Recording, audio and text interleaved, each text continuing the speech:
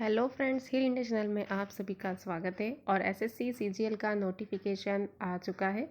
तो इस वीडियो के माध्यम से हम आपको बताएंगे कि एसएससी सीजीएल में हमारे दिव्यांग साथियों के लिए क्या क्या इम्पोर्टेंट्स बातें हैं। तो एसएससी सीजीएल यानी कि कंबाइंड ग्रेजुएट लेवल एग्जामिनेशन 2020 का नोटिफिकेशन आ चुका है और इसके लिए ऑनलाइन अप्लाई करना रहेगा। ऑनलाइन अप्लाई करने की स्टार्ट डेट है 29 दिसंबर 2020 यानी कि कल से स्टार्ट हो चुकी है और इसकी लास्ट डेट है 31 जनवरी 2021। इसकी जो एग्ज़ाम है वो एग्ज़ाम होगी 29 मई 2021 से 7 जून 2021 तक, यानी कि सफिशेंट टाइम है, 5 महीने का टाइम है। आप इसके लिए अच्छे से तैयारी कर सकते हैं। सबसे पहले हम जानते हैं एसएससी सीजीएल है क्या। तो एसएससी सीजीएल, जिसका फुल फॉर्म होता है staff selection commission combined graduate level exam, और जिसे हिंदी में कहा जाता है कर्मचारी चयन आयोग संयुक्त स्नातक स्तर परीक्षा, जैसे कि इसके नाम से ही स्पष्ट होता है कि इसके लिए जो एलिजिबल क्राइटेरिया है वो है ग्रेजुएशन, मतलब आपके पास ग्रेजुएशन की डिग्री होनी चाहिए। यह एक एग्ज़ाम कराती है और ये अलग अलग गवर्नमेंट के जो मिनिस्ट्री के जो डिपार्टमेंट्स होते हैं उनमें वैकेंसीज निकालती है और वहाँ पे उनकी भर्ती की जाती है। तो इस प्रकार एसएससी सीजीएल है। जानते हैं कि इसमें कितनी वैकेंसी है इस साल। वैसे तो वैकेंसी हर साल की कंपेयर में इस बार कम वैकेंसी आई है। टोटल वैकेंसी 6506 है। यह वैकेंसी इसमें ग्रुप बी और ग्रुप सी के लिए वैकेंसी निकली है। तो ऐसे टोटल वैकेंसी 6506 है। और ग्रुप बी के अंदर यदि हम बात करते हैं गजेटेड में तो 250 वैकेंसी है और नॉन गजेटेड में 3513 है, जबकि ग्रुप सी में 2743 वैकेंसी है। एप्लीकेशन फ़ीस की बात करते हैं तो वैसे तो 100 रुपये इसमें एप्लीकेशन फ़ीस है, परंतु हमारे दिव्यांग साथी और ऑल कैंडिडेट्स फीमेल के लिए यहाँ पे फ़ीस जो है वो नील है, यानी कि एग्जाम्ड है। एज लिमिट की यदि बात करते हैं तो यहाँ पे एज लिमिट 20 साल से लेकर 30 साल तक यहाँ पे एज लिमिट है, परंतु यहाँ पे अलग अलग डिपार्टमेंट के लिए अलग अलग वैकेंसीज दी गई है जो कि ग्रुप बी और ग्रुप सी के लिए है। तो वहाँ उनकी डिटेल यहाँ पे शेयर करना थोड़ा मुश्किल हो रहा है क्योंकि वीडियो काफ़ी लंबा हो जाएगा। तो इस तरीके से यदि हम एज लिमिट की यदि बात करते हैं तो 20 साल से लेकर 30 साल तक की एज लिमिट है। और हमारे दिव्यांग साथियों के लिए जो रिलैक्सेशन है वो पीडब्ल्यूडी अनरिजर्व कैटेगरी के लिए 10 साल का रिलैक्सेशन है, जबकि ओबीसी कैटेगरी के लिए 13 साल का और एससी और एसटी कैंडिडेट्स के लिए 15 साल का रिलैक्सेशन दिया गया है। अब हम बात कर लेते हैं कि स्क्राइब की क्या गाइडलाइन है। तो स्क्राइब जो है वो ब्लाइंडनेस, लोकोमोटर डिसेबिलिटी और सेरेब्रल प्लासी और इन व्यक्तियों को जो है स्क्राइब की सुविधा दी जाएगी, मतलब वो ले सकते हैं। अब हम बात करते हैं कि स्क्राइब की क्वालिफिकेशन क्या होनी चाहिए। तो 1 स्टेप बिलो द क्वालिफिकेशन, यानी कि आपने जो भी पढ़ाई कर रखी है उससे एक स्टेप नीचे उनके पास क्वालिफिकेशन होना चाहिए, तो आप ऐसा स्क्राइब कर सकते हैं।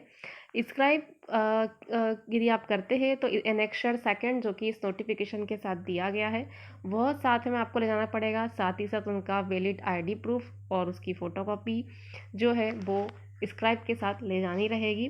स्क्राइब आपको खुद को करना पड़ेगा और स्क्राइब जिसको भी आप करते हैं वो एसएससी सीजीएल का फॉर्म नहीं भरा हो, वो यह एग्ज़ाम को नहीं दे रहा हो, ऐसे ही कैंडिडेट्स को आप स्क्राइब ले जा सकते हैं। एक्स्ट्रा टाइम की यदि बात करते हैं तो 1 घंटे के हिसाब से 20 मिनट का जो है वो एक्स्ट्रा टाइम दिया जाएगा। अब शैक्षणिक योग्यता की बात करते हैं, जैसे कि अलग अलग डिपार्टमेंट की यहाँ पे वैकेंसीज दी गई है।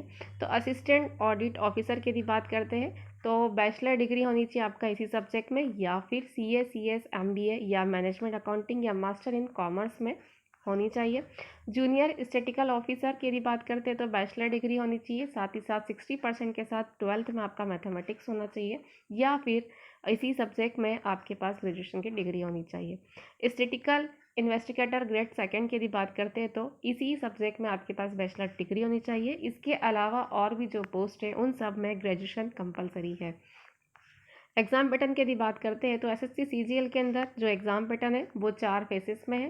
टीयर 1 जो कंप्यूटर बेस्ड एग्ज़ाम होगा, टीयर 2 वो भी कंप्यूटर बेस्ड एग्ज़ाम होगा, टीयर 3 जिसके अंदर पेन एंड पेपर मोड यानी कि डिस्क्रिप्टिव पेपर होगा, और 4 जो कि कंप्यूटर प्रोफिशिएंसी टेस्ट या फिर डेटा एंट्री स्किल जो है वो अलग अलग पोस्ट के हिसाब से होगी। अब यदि हम बात कर लेते हैं कि कंप्यूटर बेस्ड जो एग्ज़ाम फर्स्ट टीयर 1 होगा तो उसके अंदर 4 सब्जेक्ट होंगे।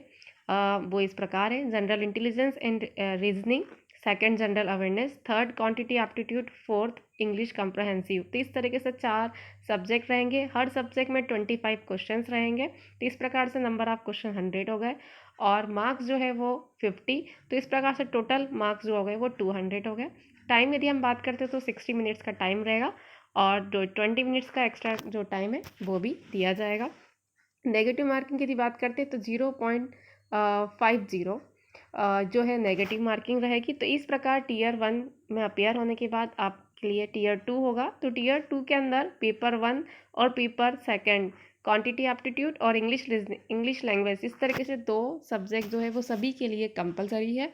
क्वांटिटी एप्टीट्यूड 100 मार्क्स का 200 नंबर का होगा और इंग्लिश जो है वो 200 क्वेश्चन 200 मार्क्स के होंगे और इसके लिए टाइम जो है वो 2 घंटे दिया जाएगा। बाकी जो पेपर रहेगा 3rd और 4 वो सब्जेक्ट वाइज अलग अलग की रहेगा।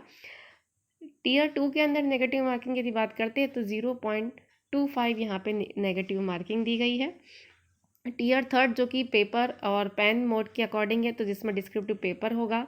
आप इसमें डिस्क्रिप्टिव पेपर जो है वो इंग्लिश में या हिंदी किसी भी भाषा में लिख सकते हैं, लेकिन आप दोनों भाषा में मिक्सिंग इस पेपर को नहीं दे सकते। ये 100 मार्क्स का रहेगा और इसका टाइम भी 1 घंटा रहेगा। इस प्रकार जो है ये पेपर का पैटर्न था और इसमें इस तरीके से एग्ज़ाम की जाएगी। आई होप आपको यह वीडियो कहीं ना कहीं ज़रूर मदद करेगा। इसी प्रकार आप हिल इंडिया चैनल के साथ बने रहें। चैनल को सब्सक्राइब करें, लाइक करें एंड शेयर करें। धन्यवाद।